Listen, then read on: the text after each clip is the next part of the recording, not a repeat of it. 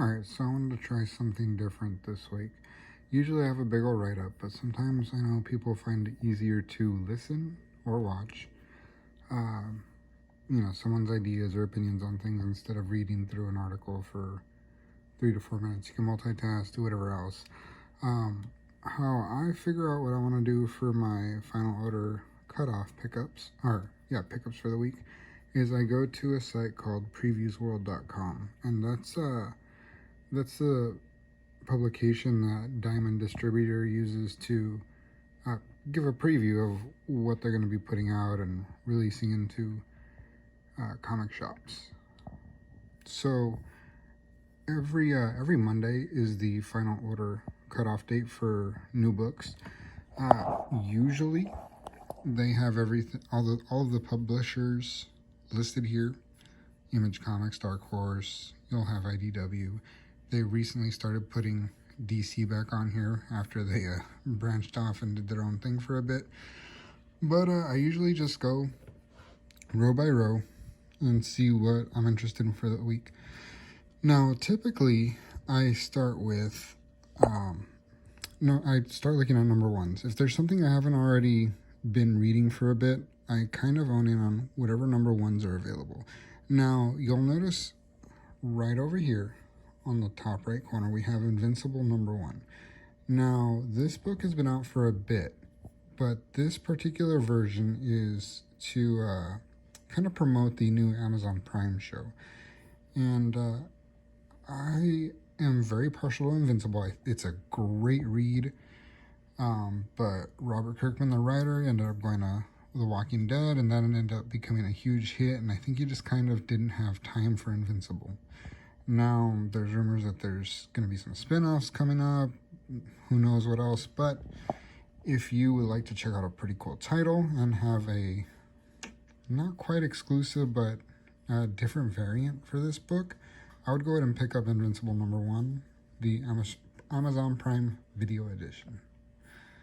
Now, as I'm going through, I'm also looking for other #1s. There's no others immediately that I can see, but there is a #2. Now, with independent comics, I like to pick up #2s as well. 1, 2, and 3 are usually safe bets to pick up just in case they get optioned, they blow up, and then they get hard to grab later. They could turn a $4 book into something that is killing the children is up to like $40, $50 for issue #2 or something like that. And that's just the regular cover. So Radiant Black, I usually just go for the main cover. That's usually the one that does best. I would go ahead and order Radiant Black #2. I usually order from my local comic shop, Desert Oasis Comics. Sometimes I order through TFAW, Things from Another World, or also just go randomly pick it up in shops. It really depends on how I'm feeling. I want to pick up my books. There's another cover for Radiant Black. Again, I usually just go for the #1s and the A covers for the following issues or reprints. There's a lot of money in reprints, but that's a whole nother issue, and I'll mess with that later on. Now, there's another book here. It's called Ultra Mega.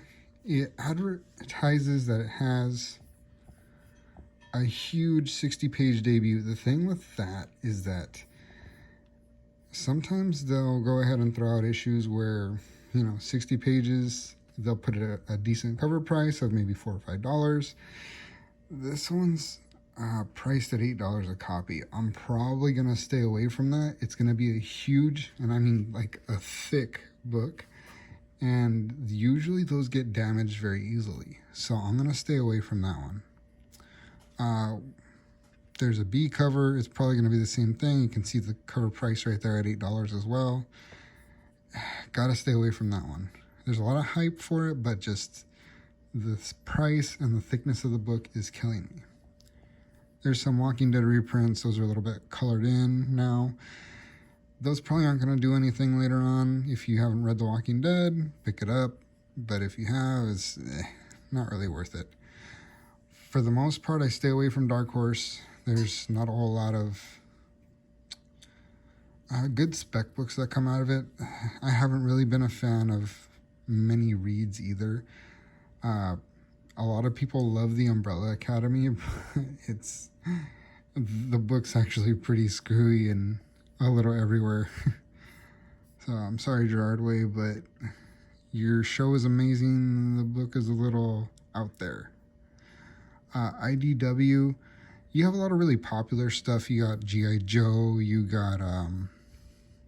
have certain renditions of like Marvel books, things like Sonic the Hedgehogs. You have My Little Pony Transformers, Friendship in Disguise, all kinds of stuff like that. For me, I usually stick to Teenage Mutant Ninja Turtles, and even then, I only mess with it when it's written by Kevin Eastman, because that's the creator.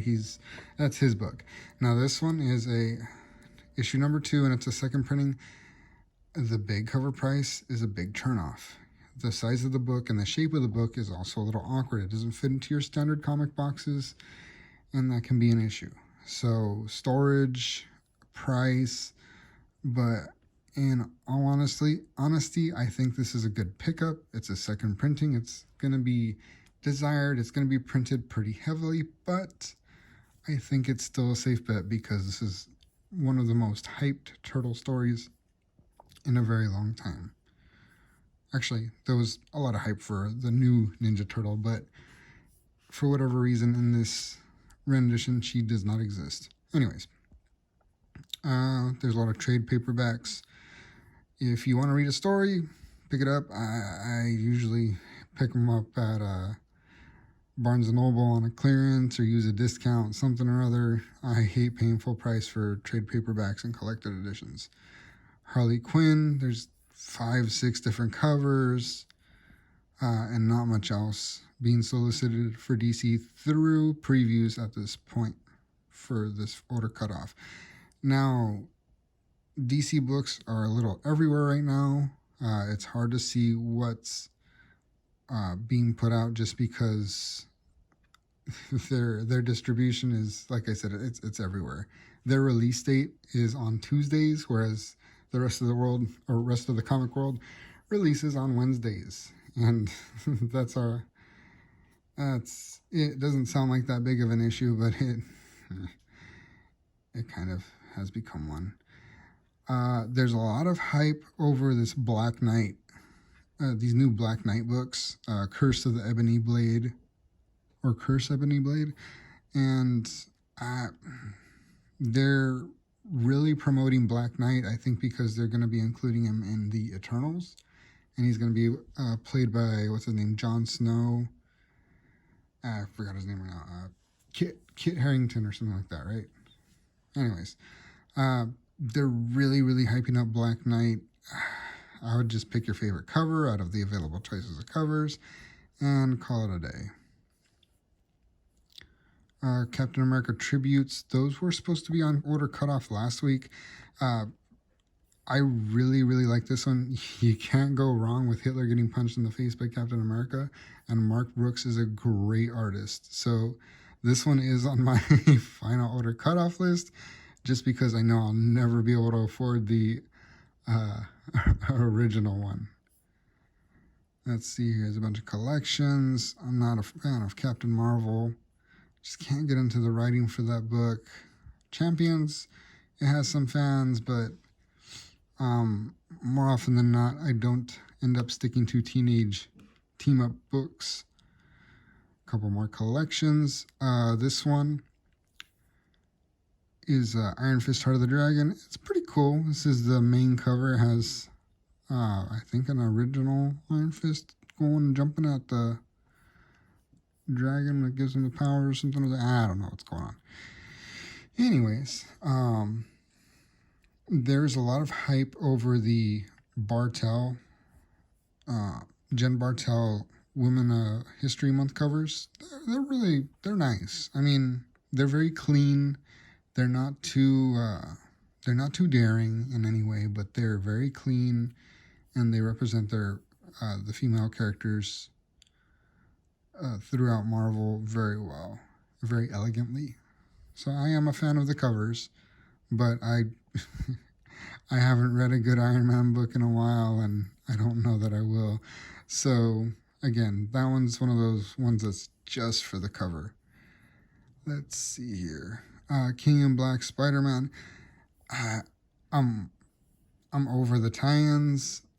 I was really hyped for King in Black. I read maybe one or two of the extra tie-ins, and most of the time, tie-ins for books just don't do anything. Nothing comes of them. So to me, they're kind of a waste of money. Sometimes they'll have new characters, and a lot of times, since those are under-ordered, they're great pickups, but it's so hit or miss, and I'd rather just not waste the money most of the time. Spider-Woman's got a nice Bartel variant. I like the first few issues of the new line, the new series, or volume, but just couldn't keep going. Star Wars Bounty Hunters. If you like Star Wars, go for it. High Republic is getting a 4th print right here. If something ever happens with that new character, then that would be a great one. The later the printing, the lower the print numbers, just because a lot of local shops don't like to mess with that. Some of the bigger shops will order them very heavily, and I've made out pretty well ordering later printings of books. But I feel like this one's probably still going to get another printing or two. I would grab 1 or 2 and call it that. More King in Black. We have Thor 13. Thor's pretty good.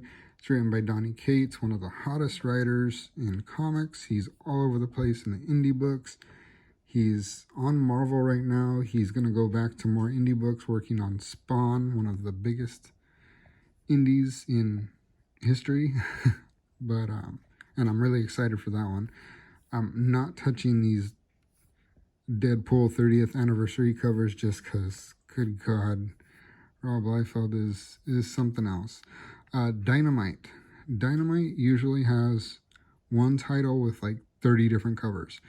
They have Vampirella, Red Sonja, and Deja Torres. For the most part, those titles are not big reads, but I have done pretty well selling them. Especially to an international market, and more often than not, some of the exclusive covers over the readily available diamond covers. Boom Studios. Just scrolling through, I see number 3s, 4s of limited series. You can see 404, 305. I'm not big on limited series. You got Jim Henson's. Again, not a big Henson guy. For the most part, it doesn't look like there's anything I'm ordering for Boom for this week. Usually they have great books. These just aren't mine. I don't like short stories because I always want more. I'm greedy, and that's where I fall short on that one. Now you got a whole lot of other indie books. I just picked up this Hollow Heart book, hoping the first issue is good. If the first issue is good, if I can manage to read it before Monday, I'm going to go ahead and order that.